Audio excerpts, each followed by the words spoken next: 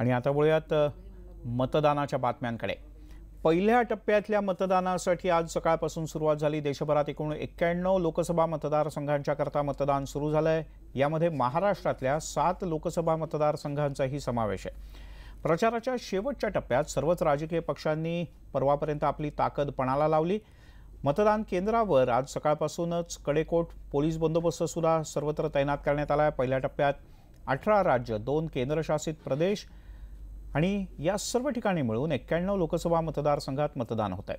विदर्भातल्या नागपूर, रामटेक, यवतमाळ, वाशिम, चंद्रपूर, भंडारा, गोंदिया, वर्धा, गडचिरोली, चिमूर या 7 लोकसभा मतदारसंघांमध्ये मतदान होत आहे।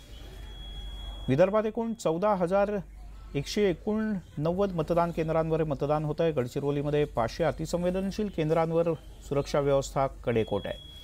आपण महाराष्ट्रातल्या विविध ठिकाणची दृश्य पाहतो आहोत। गोंदिया, नागपूर, भंडारा, यवतमाळ आणि चंद्रपूर या सर्व ठिकाणी दिग्गजांनी मतदानाला हजेरी लावली। सरसंघचालक मोहन भागवत, त्यांचे सहकारी सरकारवा भैयाजी जोशी यांनी आज सकाळी मतदान केलं।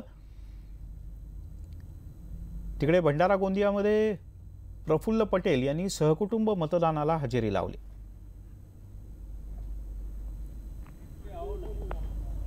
आपण देशभरातली दृश्य पाहूयात। त्रिपुरामध्ये आगरतळा, त्रिपुराची राजधानी, इथली आपण दृश्य पाहतोय।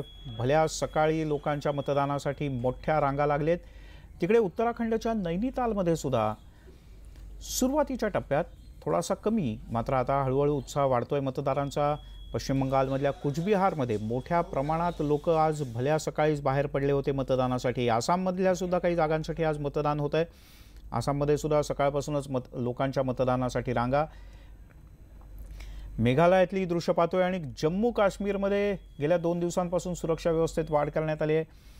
इथे काही विधानसभांच्या जागांकरता सुद्धा मतदान होत आहे, तर लोकसभेच्याही जागेकरता आणि याही ठिकाणी मोठ्या प्रमाणात पोलीस बंदोबस्त तैनात आहे। लष्करी आणि निमलष्करी दलाचे जवान सुद्धा इथे तैनात आहे।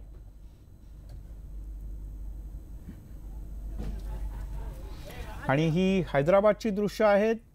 व्हीव्हीआयपींनी आणि सेलिब्रिटीजनी मतदान करावं असं आवाहन सर्वच राजकीय पक्षांच्या प्रमुखांनी केलं होतं। दक्षिणेतले सुपरस्टार अल्लू अर्जुन यांनी आपला मतदानाचा हक्क बजावला।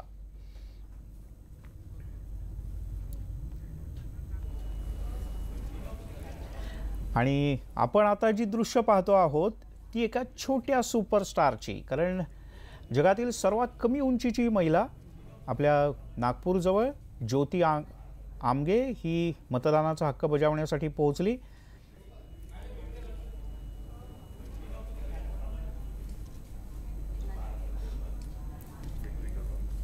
खरं तर अशाच म्हणजे वेगवेगळ्या प्रकारचे सेलिब्रिटी असोत किंवा ज्यांचं एक समाजात स्थान आहे, ज्यांच्याकडे लोक आकर्षणानं बघतात, ज्यांच्याबद्दल लोकांना आकर्षण असतं, असे लोक जेव्हा मतदानाला बाहेर पडतात तेव्हा सर्वसामान्यांमध्येच उत्साह वाढतो। आणि आता आपण आजीबाई पाहतोय। खरं तर चालायला त्यांना खूप त्रास होतोय, मात्र व्हीलचेअरचा आणि सहकाऱ्यांच्या नातवंडा पंतवंडांच्या सहकार्यानं आजीबाईंचा मतदानासाठीचा उत्साह मोठा आहे।